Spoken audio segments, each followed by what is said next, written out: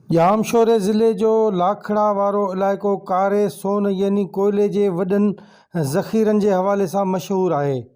हिते हर रोज़ हज़ारें टन कोयलो निकिरे थो जेको पंजाब में सिरुनि जे भठनि में ऐं मुख़्तलिफ़ कारख़ाननि में ॿारण जे कमु अचे थो। हिन इलाइक़े मां सेल्स टैक्स तोड़े ॿिया टैक्स बि हर रोज़ लखनि जे हिसाब सां उगाड़िया वञनि था, पर पोइ बि हितां जे मक़ामी माण्हुनि जी क़िस्मत बदिलिजी न सघी आहे। हितां जे मक़ामी माण्हुनि खे न त तालीम जी हासिलात लाइ स्कूलनि जूं इमारतूं मिलियल आहिनि, न ई इलाज लाइ का इस्पताल आहे। ॿियो त ठहियो पर हितां जे मक़ामी माण्हुनि खे पीअण लाइ पाणी बि मुयसरु न आहे। लाखड़ा जे अटिकल 50 कोयले जे कंपनियुनि में ॿियनि सूबनि जा हज़ारे माण्हू रोज़गार करे रहिया आहिनि, पर हितां जे मक़ामी माण्हुनि खे फ़क़ति बेलचे सां गाॾियूं लोड करण जी मज़दूरी नसीब में मिलियल आहे, पर हाणे त इहा वाहिद मज़दूरी बि हितां जे मक़ामी माण्हुनि खां खसी पई वञे। हितां जे मक़ामी पौरियतुनि जो चवणु आहे त अमीन ब्रादर्स कोल माइंस कंपनी जे मालिकनि हेवी मशीनरी घुराए बेलचे सां लोडिंग कंदड़ मज़दूरनि खे बेरोज़गार करे छॾियो आहे। इहो ई न पर इन अमल ख़िलाफ़ आवाज़ उथारण ते ॻोठाणनि ते बाअसर कंपनी मालिकनि पारां कूड़ा केस दाख़िल कराए गिरफ़्तार पिणु करायो वियो आहे। इते जेका बेलचे जी मज़दूरी आहे, असां 300 मज़दूर आहियूं हिते बेरोज़गार। असांजो बचनि जो गुज़र इहो आहे, कोयलो आहे, मशीनगिरी जे असांजी लोड कंदो त असांजा बच्चा हिते बुख मरंदा। असां आहियूं गुज़र सफ़र ते, बसि इन गुज़र सफ़र ते आहियूं, असांखे शावल न खपे। जी अमीन कंपनी वारा जेके माना इहो सिस्टम करे वेठा आहिनि न, त सम्झि हिते अवामी माण्हू जेके बि आहिनि उहो माना कटोरो खणी घुमंदा, बाक़ी ॿियो कुझु कोन्हे। शावल अचण खां पोइ असांजी मज़दूरी बिल्कुलु न रहंदी। अमीन कोल माइन जा पौरियत बेरोज़गार थियण ऐं कंपनी मालिकनि जे ज़ुल्म ऐं ज़्यादतियुनि ख़िलाफ़ सरापा एहतिजाज बणियल आहिनि।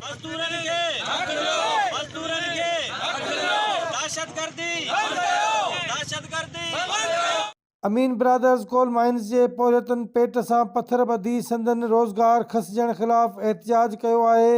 बेलचनि सां कोयले जूं गाॾियूं लोड कंदड़ एहतिजाजी पौरियतुनि ऐं मक़ामी माण्हुनि इंडस चौक तां रैली कढी पेट सां पथर ॿधी धरणो हयो ऐं अमीन ब्रादर्स कोल माइंस ख़िलाफ़ छिती नारेबाज़ी कई। इन मौक़े ते पौरियतुनि ऐं मक़ामी अॻुवाणनि गुलाम मुस्तफ़ा खोसो, दिलमराद खोसो, खमीसो ख़ान खोसो ऐं ॿियनि जो चवणु हुयो त लाखड़ा में मक़ामी माण्हुनि लाइ वाहिद रोज़गार जो ज़रियो बेलचे जी मज़दूरी आहे, पर कंपनी मालिकनि हेवी मशीनरी घुराए संदनि रोज़ी खसण जी साज़िश सटी आहे। अॼु खां महीनो अॻु में 300 मज़दूर अमीन कंपनी वारनि बेदख़ल कया आहिनि। जेके बेलचा मज़दूर आहिनि उन्हनि बेदख़ल करे उते हैवी मशीनरी इस्तेमालु कयो आहे। असां आला इख़्तियारनि खां मुतालो इमरान खे ऐं अमीन कंपनी वारनि खे इहो जेको सो चवनि त इहो मशीनरी हटाए बेलचा मज़दूर खे बेलचा मज़दूरी ॾिनी वञे। अमां मीडिया वारनि खे अपील आहे त इन शइ खे आला इख़्तियारनि ताईं, वज़ीर आला सिंध सैयद मुराद अली शाह ताईं, सैयद सरदार मलिक असद सिकंदर साहब, सरदार सिकंदर रापोटे साहब ताईं पहुचाए। इन्हनि खे अमीन कंपनीअ बेदख़ल कयो आहे ऐं हू चवे थी त बाबा असां हेवी मशीनरी घुराए ऐं असां जेको सो पंहिंजूं गाॾियूं जेके आहिनि उहे भरींदासीं। हिननि मज़दूरनि जो इहो मुतालबो आहे, ही ॿियो को बि मुतालबो कोन था कनि, ही इहो ई मुतालबो कंदा त असांखे लोडिंग मज़दूरी ॾिनी वञे। ऐं उहा लोडिंग मज़दूरी घुरण जे करे इमरान पंजाबी जेको हिननि जो मैनेजर आहे उहो मिछिरिजी पियो आहे ऐं हिन मज़दूरनि ते ऐं जेके असांजे मज़दूर इतिहाद जा ॿ मेन अॻुवाण हुया जबार खोसो ऐं लुकमान खोसो, उन्हनि ते पूरियूं FIR दाख़िल कराए ऐं उनखे अफ़सोस सां चवणो पवे थो त कोर्ट जे आहते मां हू खंभिजी विया आहिनि। अमीन कंपनी वारे 300 मुलाज़िम कढी छॾिया आहिनि, पोइ ट्रैक्टर जे ज़रिए लोडिंग भराई पियो कराए। इन करे असां परमन माण्हू असां चवंदा असांखे रोज़गार ॾिनो वञे, असां बेलचे जे ज़रिए रोज़गार था कयूं। इन में असांजे कूड़ा FIR असांजे माण्हुनि ते अब्दुल जब्बार, यतीम ख़ान, लुकमान खोसे ते FIR उन्हनि कराया आहिनि, उन्हनि खे जेल में बंदि करायो वियो।